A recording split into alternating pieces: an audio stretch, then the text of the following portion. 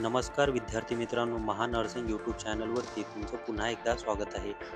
JNM course 2025 साठी cap round 1 provisional selection list प्रदर्शित करण्यात आलेली आहे. अत्यंत महत्त्वाची बातमी निघून येत आहे.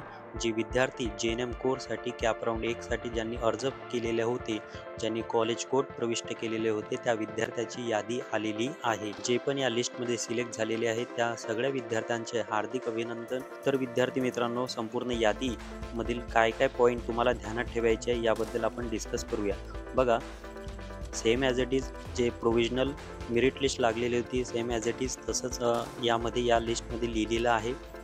SML नंबर म्हणजे rank, form number, applicant name, त्यानंतर जेंडर यामध्ये दिसत असेल मेल फिमेल, त्यानंतर कॅटेगरी शो झालेली असेल, कोड ज्या विद्यार्थ्यांनी त्या कॉलेजचा टाकलेला होता ते कोड दिलेले आहे. त्यानंतर कोर्स JNM कोर्ससाठीच आहे. तर त्यानंतर आहे कॉलेज, जे कॉलेज त्या विद्यार्थ्यांना अलॉटेड झालेले आहे. त्यानंतर लोकेशन आणि त्यानंतर आहे कोटा इन द सेन्स की ते विद्यार्थी कोणत्या प्रवर्गातून सिलेक्ट झालेले आहे, वेदर ते ओपन आहे का एखाद्या रिझर्व कॅटेगरीतून आहे. जे विद्यार्थी या लिस्टमध्ये सिलेक्ट झालेले आहे त्या विद्यार्थ्यांसाठी अतिशय इम्पॉर्टंट गोष्ट तुम्हाला ध्यानात ठेवण्याची आहे की उद्यापासून तर 13 ऑगस्ट संध्याकाळच्या 5:30 आणि त्यामध्ये सुट्टीसुद्धा धरून हे सगळ्या दिवसापर्यंत तुम्ही त्या कॉलेजला ॲडमिशन पक्क करण्यासाठी जाऊ शकता.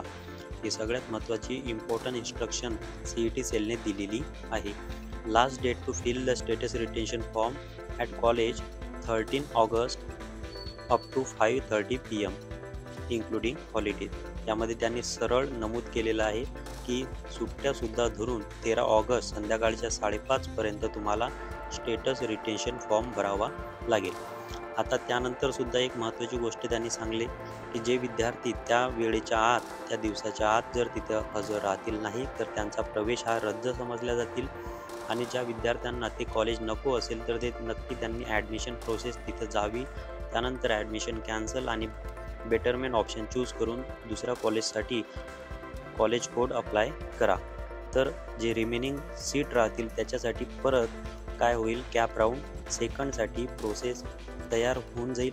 परत सीट मॅट्रिक्स निघेल आणि प्रोव्हिजनल मेरिट लिस्ट निघेल आणि त्यानंतर परत provisional selection list second cap राऊंडची निघेल.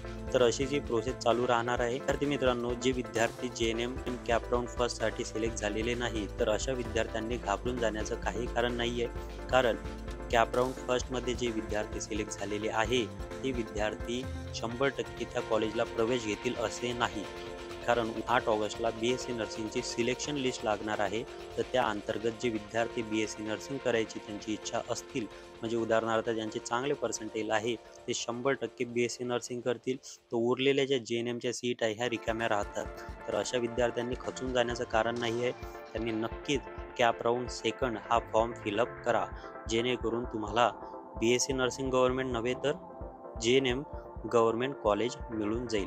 तर विद्यार्थी मित्रांनो, तुम्हाला JNM कोर्स आणि कॅप राऊंड सेकंडबद्दल काही पण इन्फॉर्मेशन हवी असेल तर नक्की चॅनलच्या डिस्क्रिप्शन बॉक्समध्ये असणाऱ्या व्हॉट्सअप चॅनल ग्रुपला जॉईन व्हा. तेथे तुम्ही आम्हाला पर्सनल इन्फॉर्मेशन शेअर करू शकता आणि आम्ही तिथं 100% फ्री काउन्सिलिंग देण्याचा प्रयत्न करतो.